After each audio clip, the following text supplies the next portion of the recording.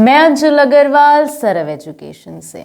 हम डिस्कस कर रहे हैं माइक्रो इकोनॉमिक्स का chapter price elasticity of demand.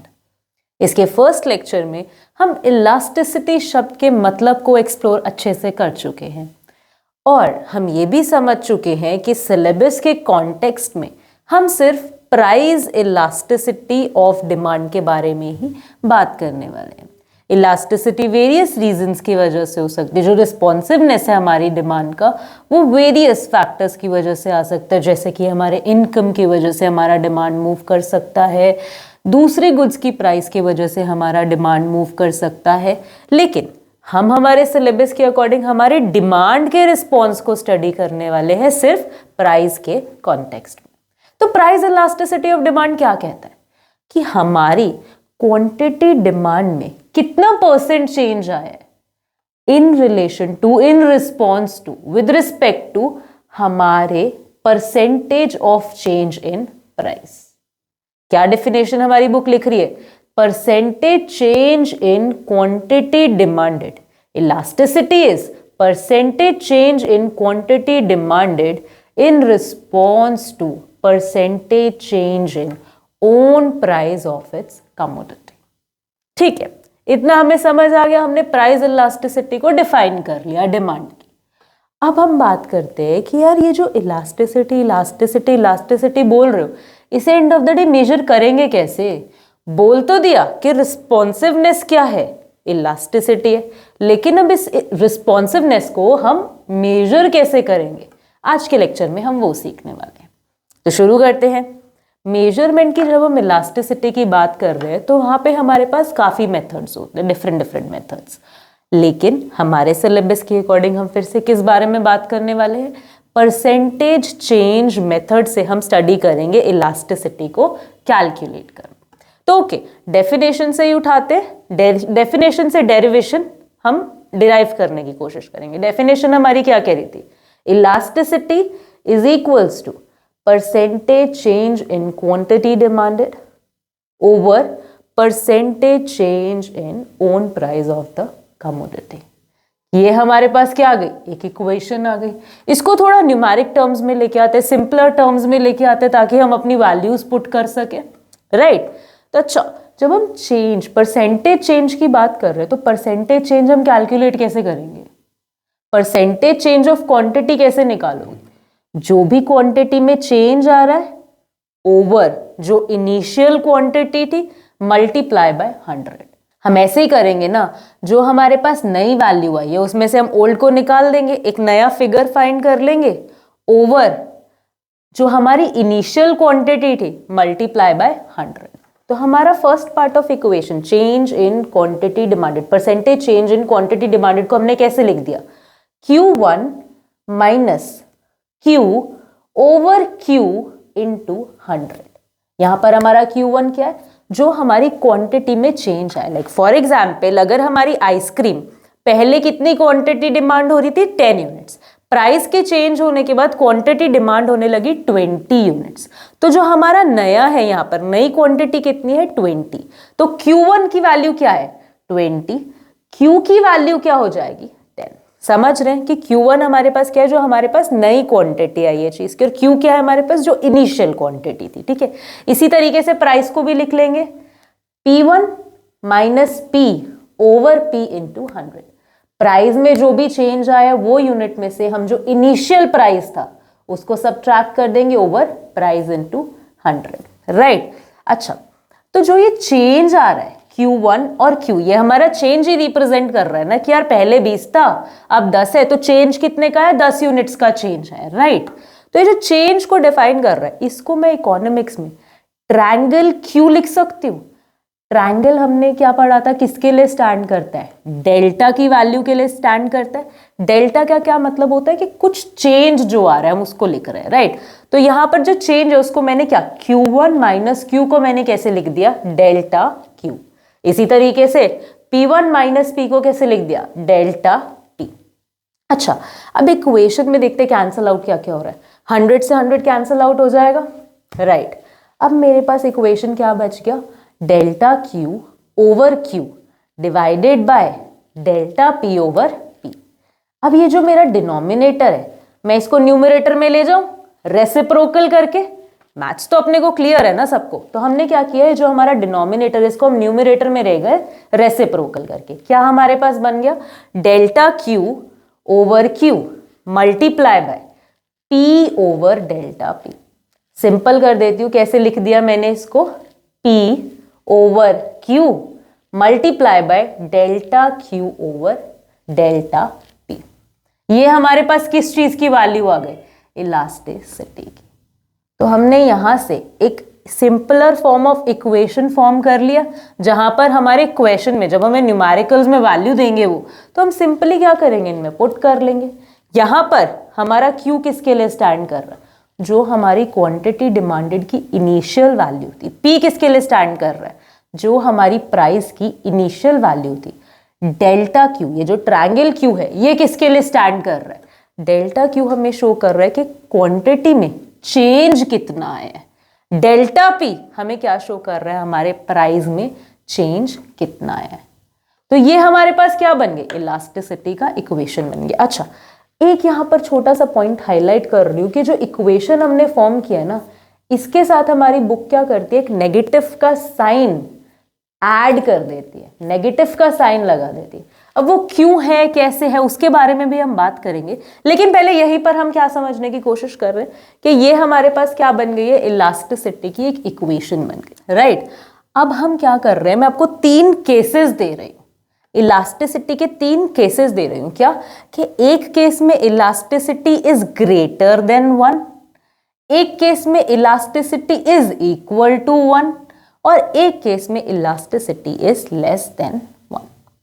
In cases के बारे में बात करेंगे अभी। देखो समझते कि यार कहना क्या चाह रही हूं मैं, कि जब भी मेरी इलास्टिसिटी इज इक्वल टू 1 है, उस बात का क्या मतलब है कि जितना मेरी क्वांटिटी डिमांडेड में चेंज आ रहा है, उतना ही मेरे प्राइस में चेंज आ रहा है। यानी कि अगर मेरा प्राइस 10% ऊपर बढ़ा है, तो मेरी क्वांटिटी डिमांडेड क्या कर रही है, 10% नीचे गिर जा रही है।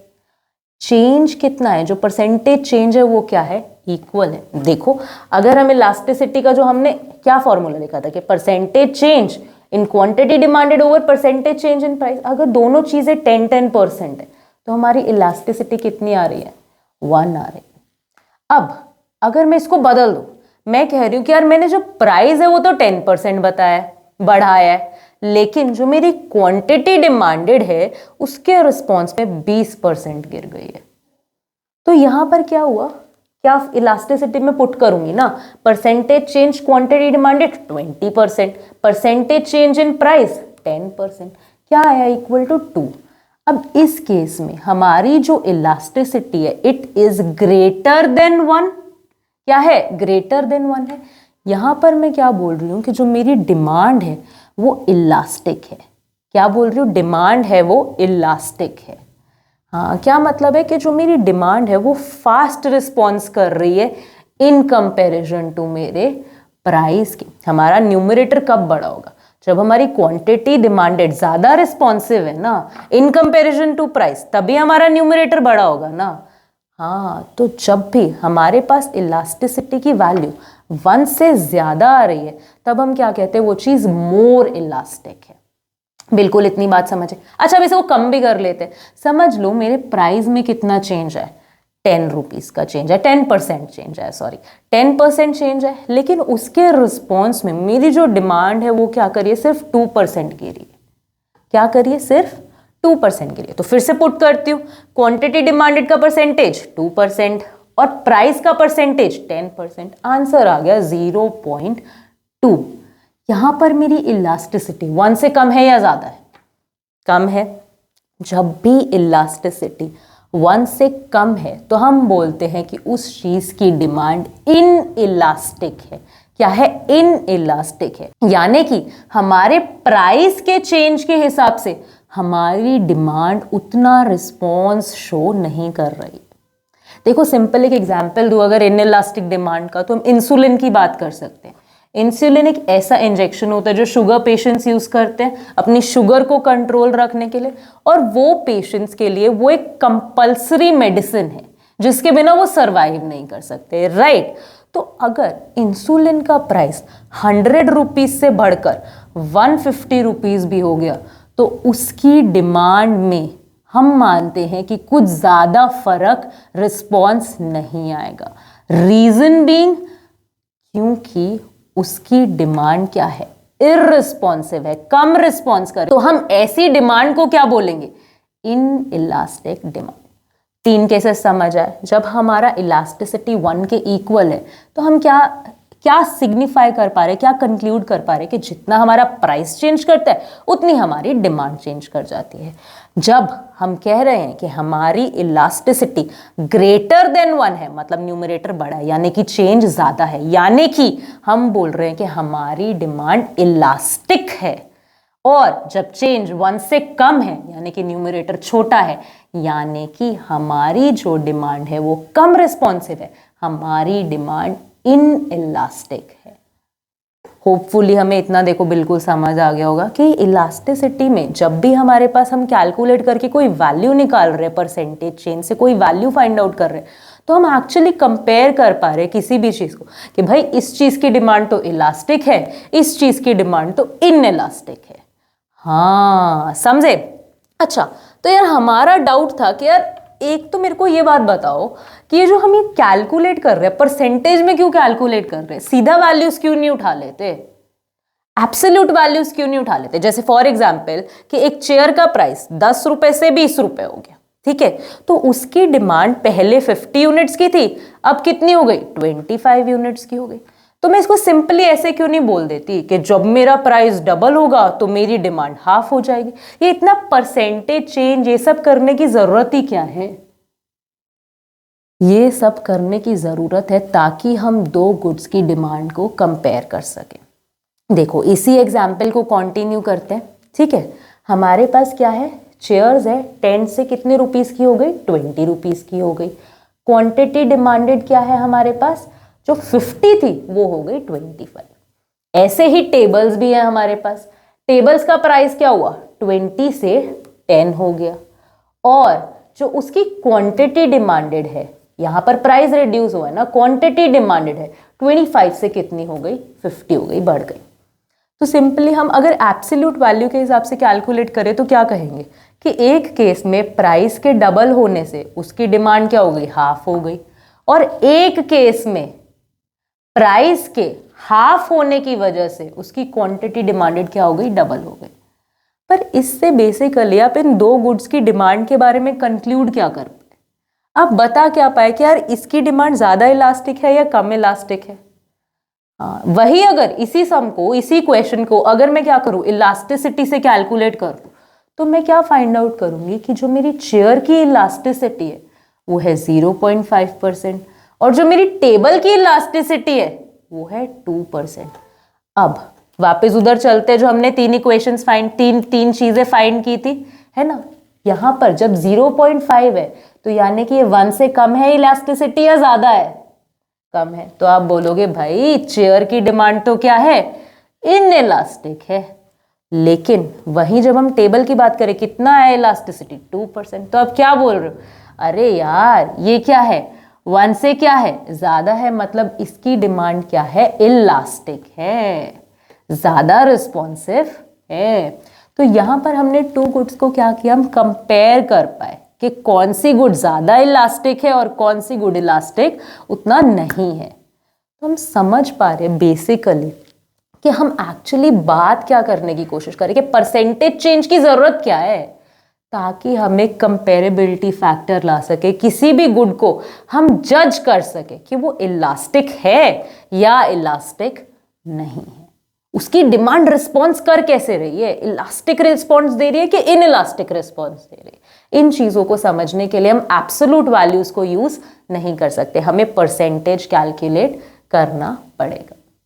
इतनी बात बिल्कुल समझ आई कि हम परसेंटेज क्यों उठा रहे हैं। अच्छा, एक और डाउट बड़ा तंग कर रहा है कि हमारी जो इक्वेशंस है हमने इसमें नेगेटिव साइन क्यों डाल दिया, इस नेगेटिव साइन की क्या जरूरत थी। देखो बहुत ही सिंपल बात है, हमें पता है ना कि जो हमारी क्वांटिटी डिमांडेड है और जो प्राइस है वो क्या है, इनवर्सली रिलेटेड है। यानी कि फॉर एग्जाम्पल मेरा प्राइस बढ़ गया, 10 से कितना हो गया है, 20, और जो मेरी क्वांटिटी डिमांडेड है वो रिड्यूस हो गई है। वो क्या हो गई है किसी चीज की, 20 से हो गई है 10, क्योंकि प्राइस बढ़ा है तो क्वांटिटी डिमांडेड तो घटेगी। तो बिकॉज इन दोनों के बीच में इनवर्स रिलेशन, एक चीज बढ़ने की वजह से दूसरी चीज घट रही है, तो जब मैं परसेंटेज चेंज कैलकुलेट कर रही हूँ, जब मैं अपना डेल्टा क्यू और डेल्टा पी फाइंड करती हूँ, तब मुझे क्या रियलाइज होता है कि इन दोनों में से एक चीज की वैल्यू हमेशा क्या होने वाली है, नेगेटिव होने वाली है। यानी कि अगर मेरा प्राइस का चेंज क्या होता है 10 से 20 हुआ, तो मैं क्या करूंगी 20 माइनस 10, कितना आ गया 10, डेल्टा पी की वैल्यू 10 आ गई।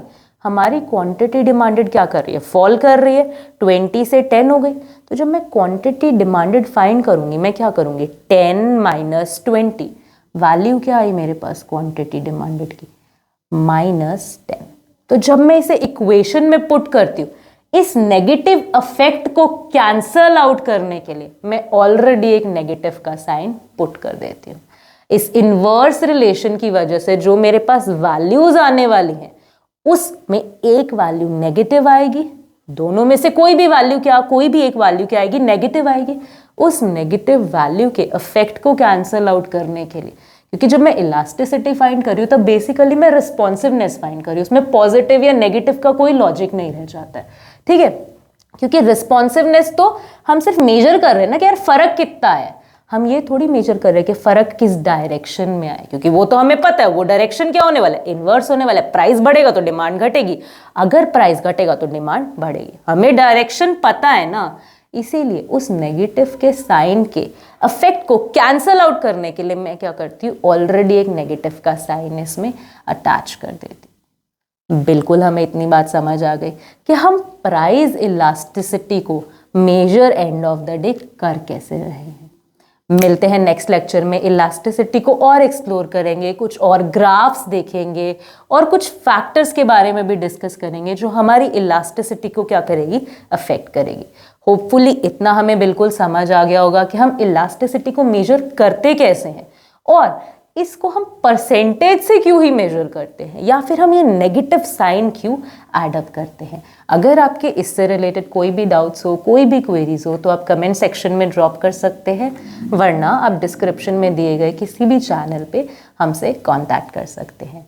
और वीडियोस के साथ मिलेंगे जल्द ही, तब तक के लिए stay tuned, have a good day.